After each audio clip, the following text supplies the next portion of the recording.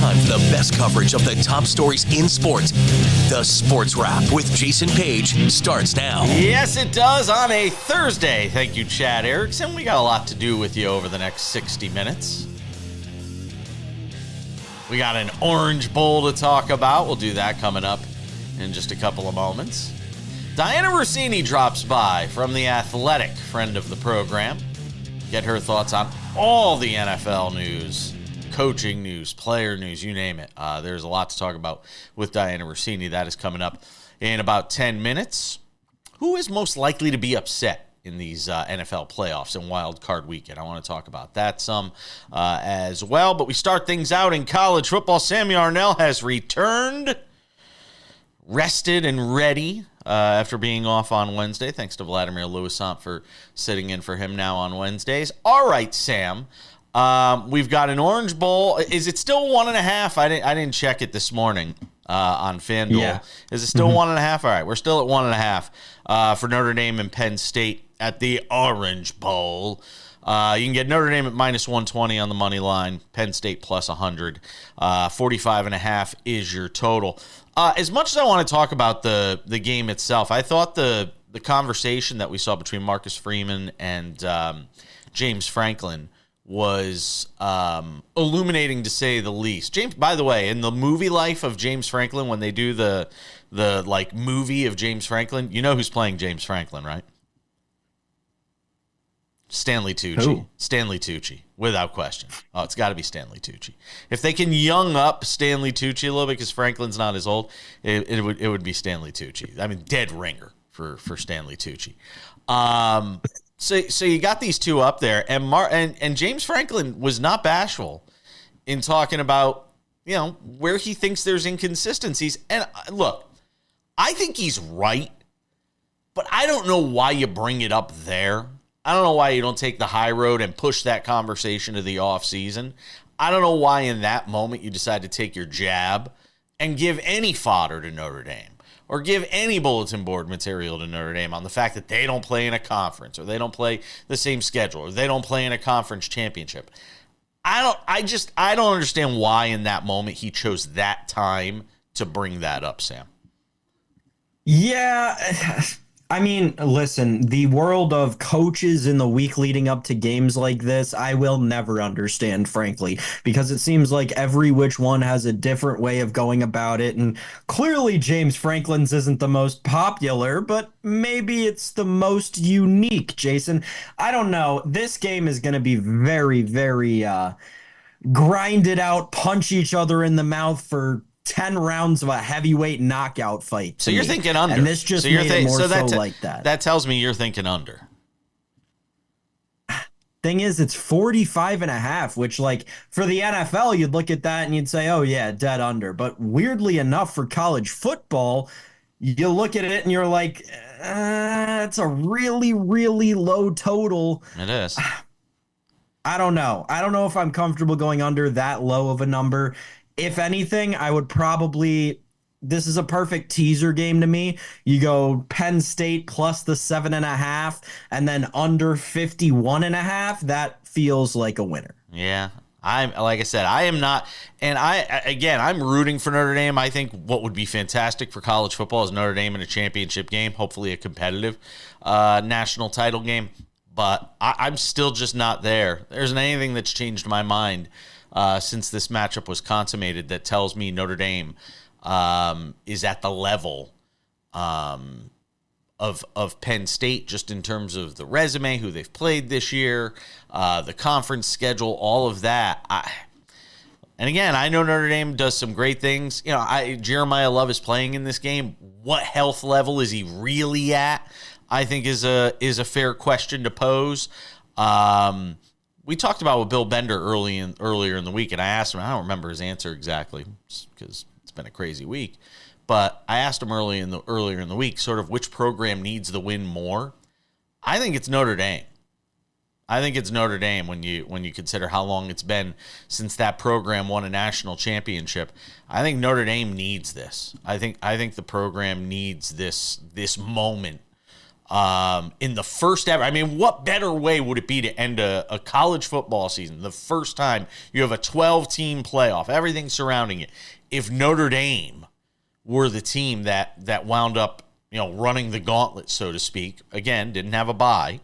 If they were to run the gauntlet and take this thing all the way, how apropos that would be given their place in the history of college football.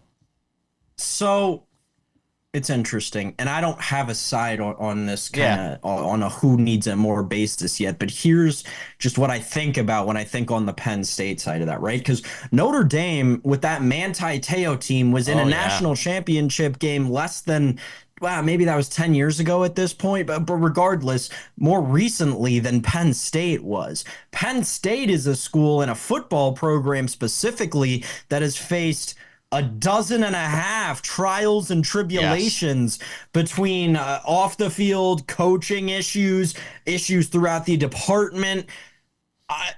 I just look at this Penn State team and I think that it's finally important for them to get over the hump. The first year of this 12-team playoff, when everyone said, oh, Penn State had the playoff designed for them, and they luckily just got thrown in there. Well, hey, look, we're at what we used to have in this Final Four, and Penn State's still here. If they get to a national championship, it's just such a huge step for James Franklin and that program that I don't think Marcus Freeman necessarily needs to take right now because of the early success that Freeman's had in his career and also because of the recent success that Notre Dame has had as a program, right? So I've talked myself into it, Jason. I think Penn State needs it more. I've asked the question, and we talked about this on Monday with Bill from the Sporting News, about the idea of Marcus Freeman potentially bolting for the NFL. I guess we could ask the same question when it comes to James Franklin. I mean, if he were to win a national championship at Penn State, is he a guy that could potentially jump ship and go to the NFL? I mean, we're always going to ask that question of guys who have this kind of success at the college football level. I'll tell you the guy I always think of as the prime example, the embodiment of why you should take that opportunity when you get it, David Shaw at Stanford. I mean, he had opportunities. He was highly regarded, and then everything crumbled at Stanford. And where's David Shaw now? I don't even know. You know what I mean? Like that's why, to me, when those opportunities come for a Franklin or a Freeman, I think you have to take them. See if either of them win the national championship and have that opportunity. Dianna Russini coming up here in just a couple of minutes. We'll get her thoughts on all things NFL offseason. Don't you go anywhere. More Thursday Sports Wrap.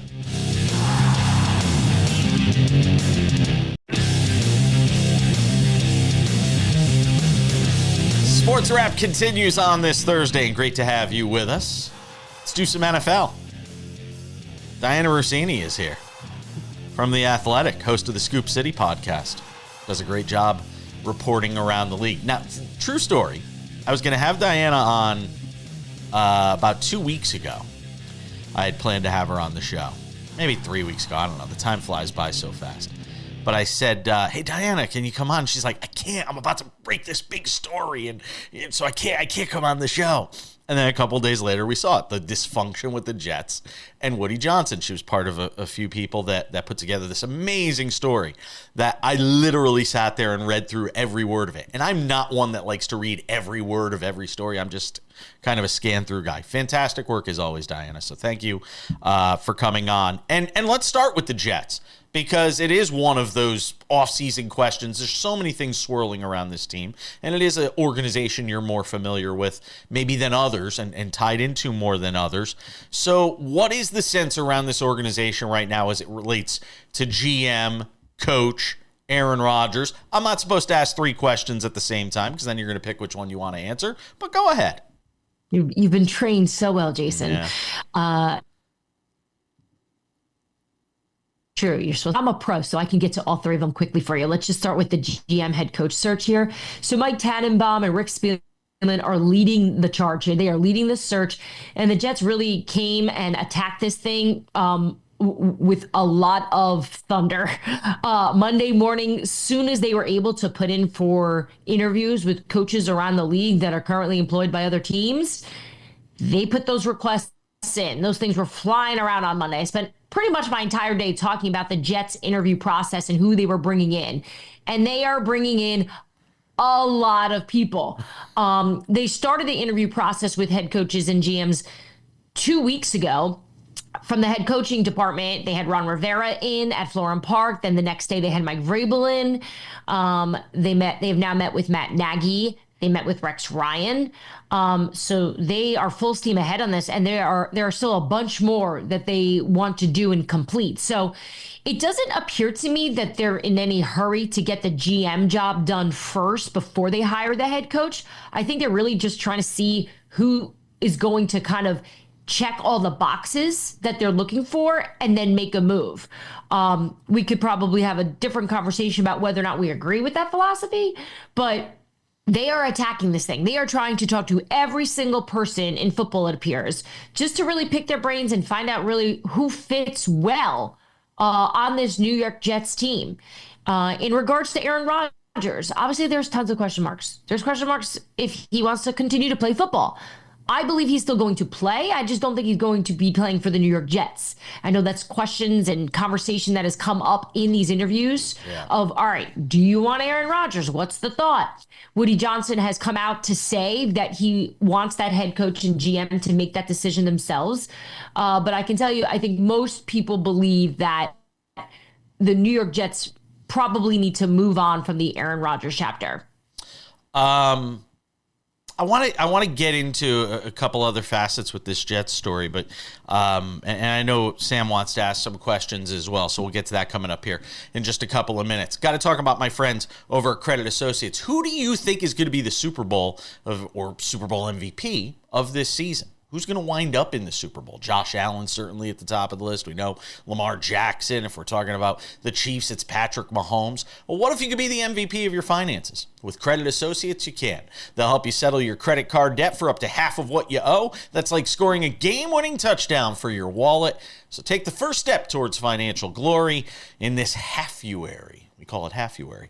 Call 1-800-747-5362. 1-800-747-5362. Credit Associates, because every MVP needs a winning team. To see if you qualify for debt relief, call 1-800-747-5362 or visit creditassociates.com or just click the QR code right below me. All right, Sam, what do you got for Dianna Russini?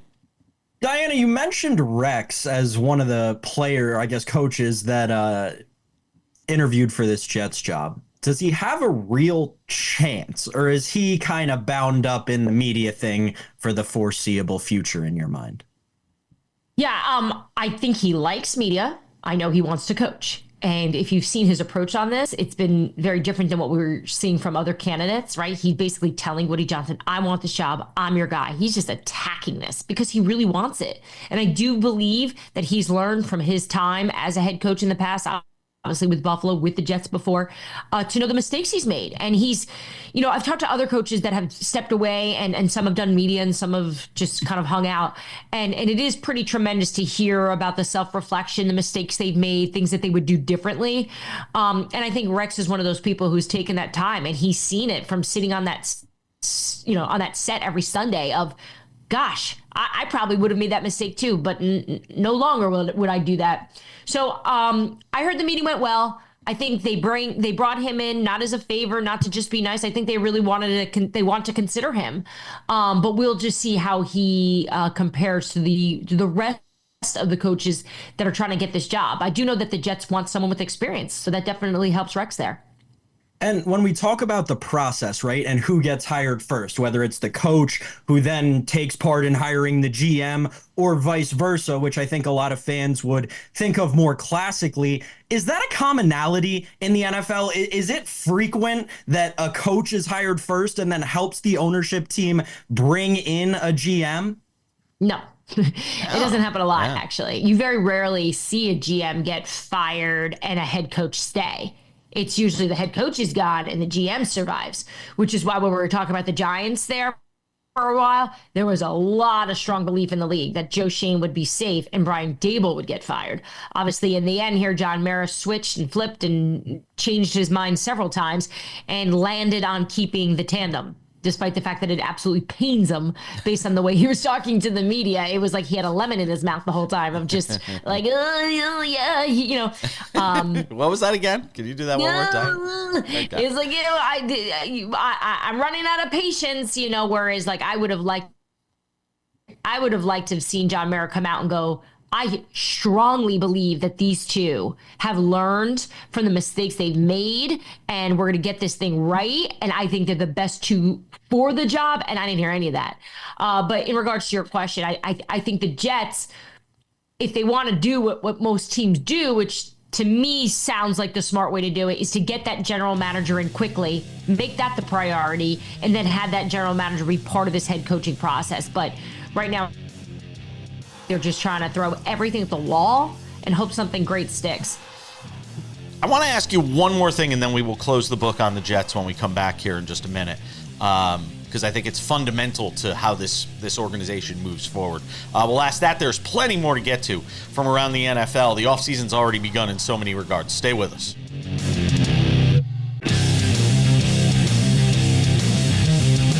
We take it to segment 3 on SportsWrap on a Thursday. Wild card weekend right around the corner. Dianna Russini has been kind enough to join us for a couple of segments. Close the book on the Jets with this. They believed when they went and got Aaron Rodgers that was the missing piece, the quarterback position. Does the organization still feel that way, Dianna? The plan was for Aaron Rodgers to fix all of their problems, and at one point, it appeared to be that way. They looked so good. They had all the right things going for them in training camp, even early in the season. And obviously the Achilles injury 2 years ago now. As soon as that happened, everything has changed, right? Aaron's not the same guy. So much has changed, obviously, the coaching with Robert Saleh getting fired really early in the season. Do you think a lot of people around the league have reflected on that as that probably wasn't the right move? And it'll be a lesson for a lot of owners of maybe just make that move when you wanted to make that move, which is the year before, and not just get frustrated after 5 weeks. So look, I think no matter how the Jets want to paint it, they had fun with this experience. It was exciting to think about what it could be, but it did not work. It was a failed experiment. And they will look back on it as they tried, and you give them credit for trying. Yes. But unfortunately it didn't line up, you know? Dianna, as we look around the league at all these jobs that have kind of opened up after proverbial Black Monday, as it's become known in the industry, it seems to me like there's a job in a division that is notoriously easy with a former 1-1 quarterback, top, will be generous and say 5 rookie pass catcher this past season, and a couple of studs on defense in the Jacksonville Jaguars. Do you think this job is being overlooked, and is it just because of Trent Baalke still being there as the general manager? Yeah, Sam, it's a good question because it is being overlooked. But when I say being overlooked, I think even just as consumers and fans of the game, everyone just says the Jags, small market. The coaches that are interviewing for these jobs all have their Jacksonville Jaguars. The Jacksonville Jaguars are not to be overlooked because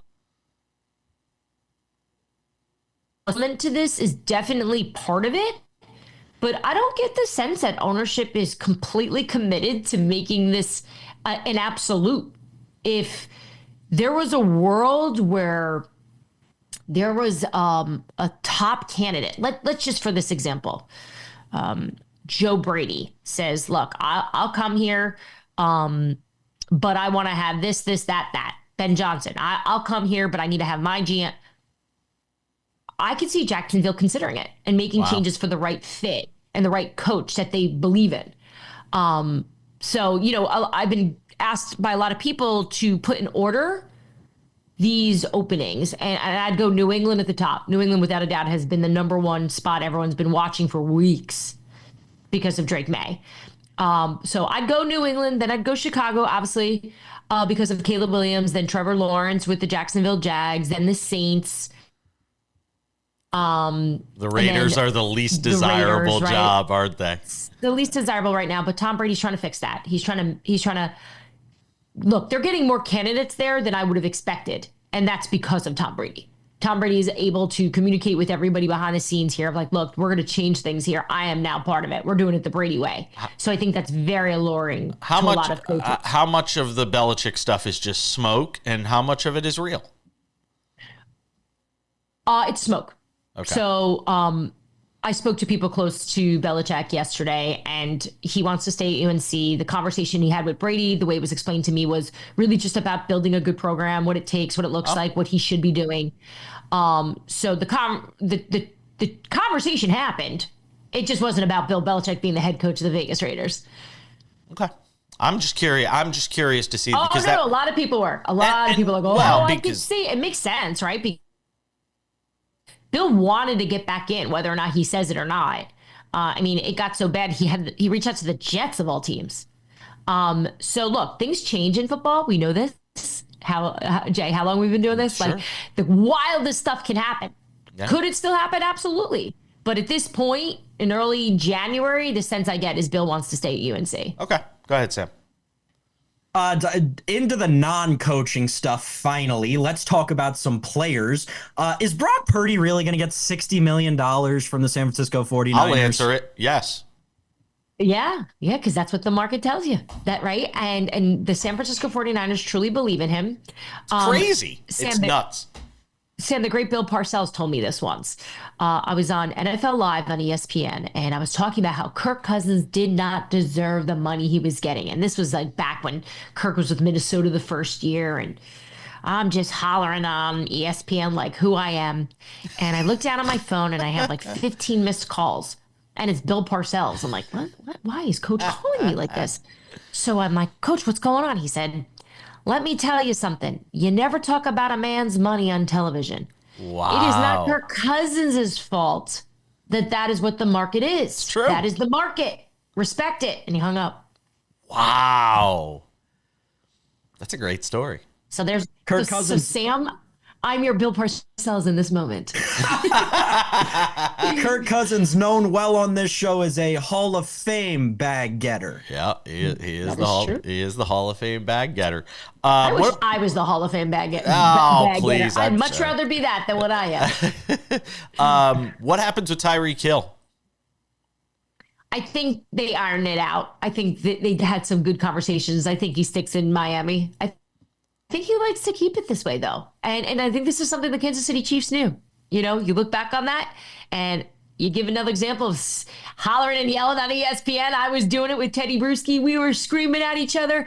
This was the worst move the Kansas City Chiefs could do. Well, it turns out the Chiefs still are alive and just fine without him. But Miami could certainly use him, and they need him, which is why I think they would be willing to deal with it. We're going to ask the question in the next segment about where we think the best chance for an upset this weekend is in Wild Card Weekend. What do you think it is? The Denver Broncos and the Buffalo Bills. Whoa! Shots fired! My eyes are all over that game. Sean Payton has these young players bought into what he wants. There is some beauty and naivete. And I think these guys got nothing to lose. Look at Sam. Sam's about to lose his mind. I think the Bills could get caught. Now, look, asking a rookie quarterback and a team that hasn't been in the playoffs in almost 2 decades to go into Orchard Park. Yeah. With those crazy, amazing fans. Let's go. That's a big ask. Let's go. I want to see Sam on Monday if the Bills lose. I can see it. Oh, I want to see it. Oh, we got to go. Dianna Russini. Check her out. The Athletic, the Scoop City podcast. Thank you, my friend.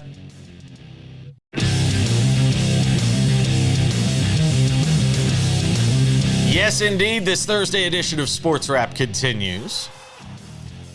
Sam Yarnell, Wild Card Weekend right around the corner. Where are we most likely to see an upset this weekend? That is the question we are all asking. We know where Dianna Russini thinks it's going. Oh, that was the highlight of the show. Like, if you know how sporting events have like the highlight of the game, the play of the game. If there was any better play of the game than Dianna Russini saying, I'm like, where do you see an upset? She goes, Buffalo. The look on Sam's face, man.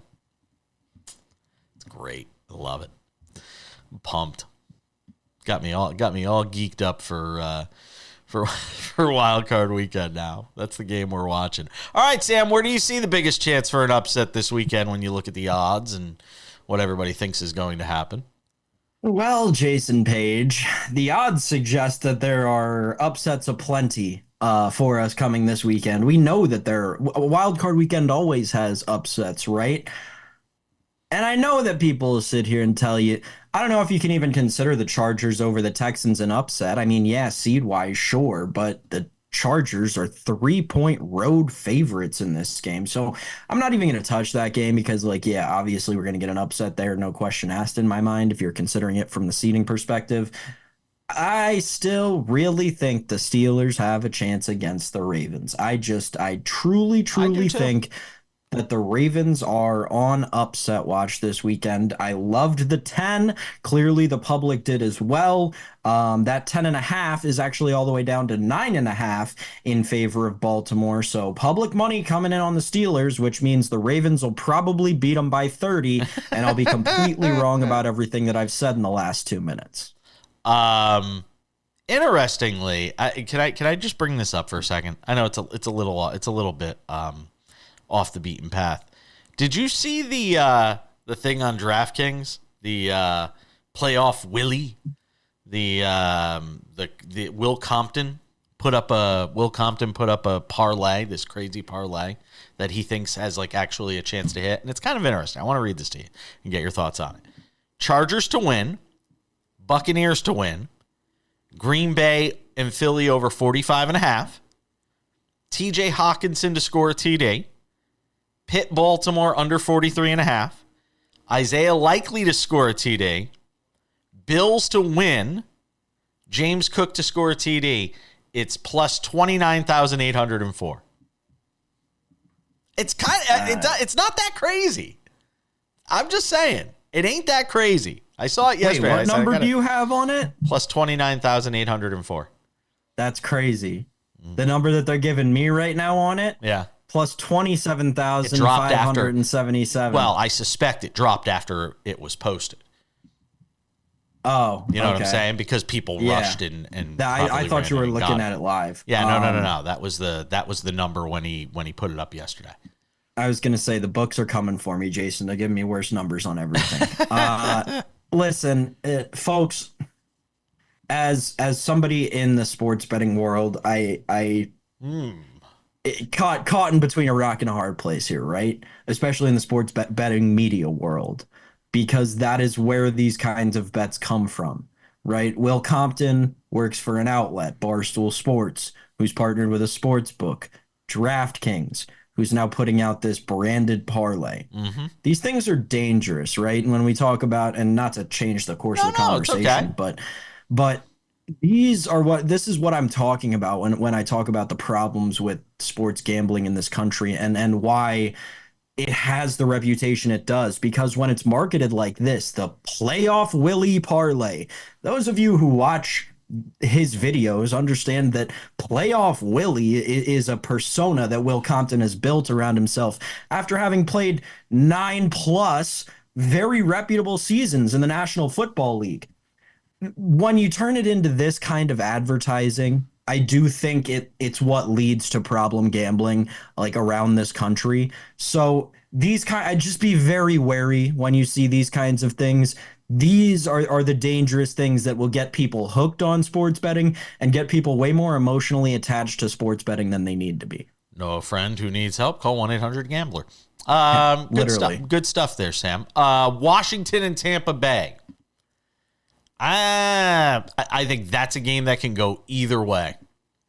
That's a game that can go either way right now. What was that? The over? There might be 80 points in that game. I'm telling you. The final score of that game might be 44-40. Which means it's going to be 21-17 now. You just put the hex on that. We've been mushed. We can't win. We've been mushed. Could already see that one coming. Steelers Ravens, I think I'm still with you on that. And the longer I go into this, by the way, I don't have any reason or rationale, because I have picked against Houston all year. I think Houston's going to somehow figure out a way to win that game. I don't know why. I hear you. You know, I mean, they've been in this spot. They've won a postseason game with this team, you know, with this group. They're at home. It wouldn't surprise me. It wouldn't surprise me. I'll tell you also, too, and I don't know how to say this because it sounds like I'm making hay out of something that shouldn't be talked about this way. But you got these guys in Los Angeles. The whole situation that's taken place there this week with the wildfires.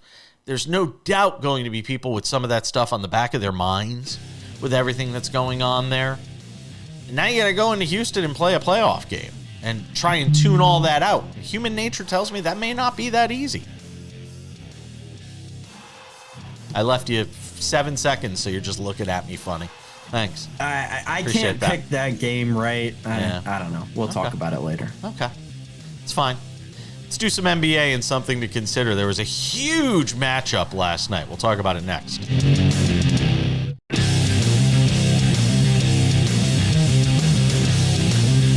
All right.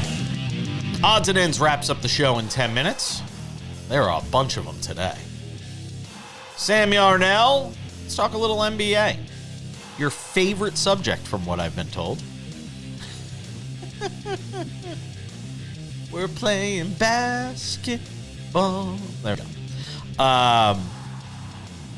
We had a hell of a game last night with the Thunder and Cavaliers meeting up in one of the most anticipated regular season matchups ever. You know what I'm saying. Thunder dropped to 30-6. Their winning streak, which I put in quotations, is snapped because it's not a real winning streak because they lost a game during the NBA play-in tournament. So I'm not giving them credit for an actual winning streak. Whatever it is, I don't care. Nobody cares. The Thunder lose in Cleveland to the Cavaliers, who are now 32-4. 36 games into the season, they are 32-4. And I got to be honest, it feels like it's not getting a lot of publicity. And we were just talking about this off the air, Sam. I mean, what they are doing right now is historically good through 36 games. Now, you talk about Michael's Bulls, you talk about, all these different teams, the Warriors and their success. This is historic stuff what they're doing, and it doesn't even seem to be like measuring a blip on the radar right now in our sports universe.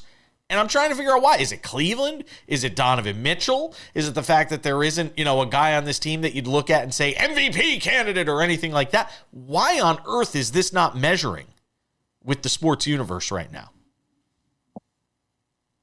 I think, it's a tough answer, right? The answer to your question, frankly, is because it's the Cleveland Cavaliers and they don't have a guy named LeBron James in their uniform anymore. They got all the publicity when they were contending because they had, the greatest player of all time in the uniform. Now it's Donovan Mitchell and Darius Garland. So that's why on like a national stage that this team isn't getting all the publicity. But when you look deeper into this team, this is a team that's playing top 10 defense. They're the second best scoring offense in the league. And they're doing it in such a dynamic way. It's almost like what would happen if exactly everything went right for the Golden State Warriors, right? This is a team. No, seriously, this is a team that just off a quick glance has what? Not 13, but 12 guys averaging 20 minutes a night. Yeah. It's really hard to do. And you don't have a 25-point-a-night guy. Right? You have 2 20-point-a-night guys, basically 3 if you throw Evan Mobley in there.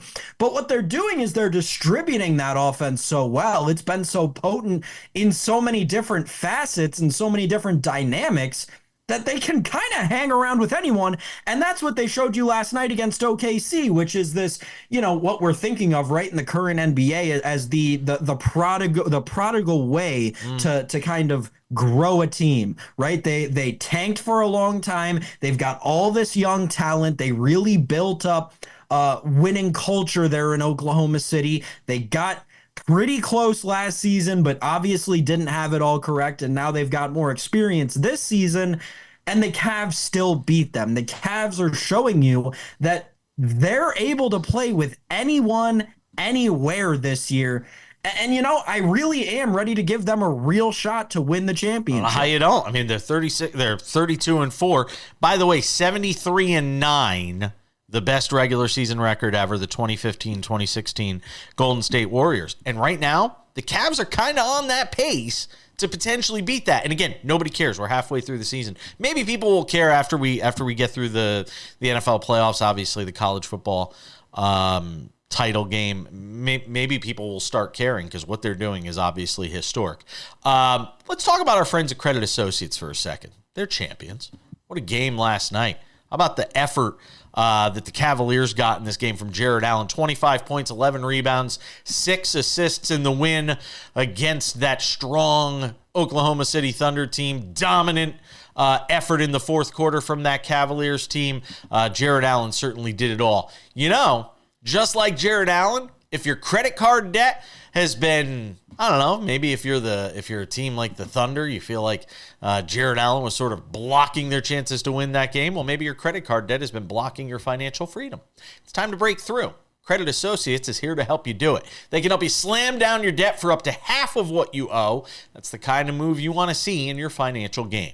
Don't wait another quarter. Call 1-800-747-5362 today. See how much you could save in Halfuary.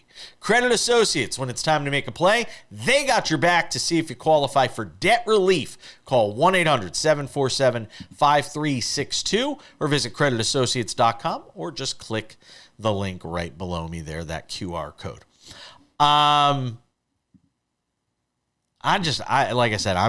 perplexed. It's not getting more coverage sort of than it is. By the way, did you see the dunk from LeBron James the other night in that, oh my God, 22 seasons in the league? Like, come on.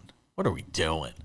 Again, I'll digress to the point that I actually made earlier when we first started talking about the Cavs in this segment. This is a guy, and I made this point multiple times on the show. Yeah. Year 20 in the league, right? And I believe there have been 2 players in NBA history who have played 20 seasons in the league. And in their 20th season in the league, that other player scored 20 points one time. LeBron James is averaging more than 20 points per game. It's mind-blowing. It's absolutely mind-blowing what he's been able to do. All right, we got plenty more to do. Don't go anywhere. Odds and Ends wraps up the show in a couple of minutes. Al Michaels is in the news. He's okay. Don't worry. He's safe. We'll tell you why he's making news as we continue on SportsWrap.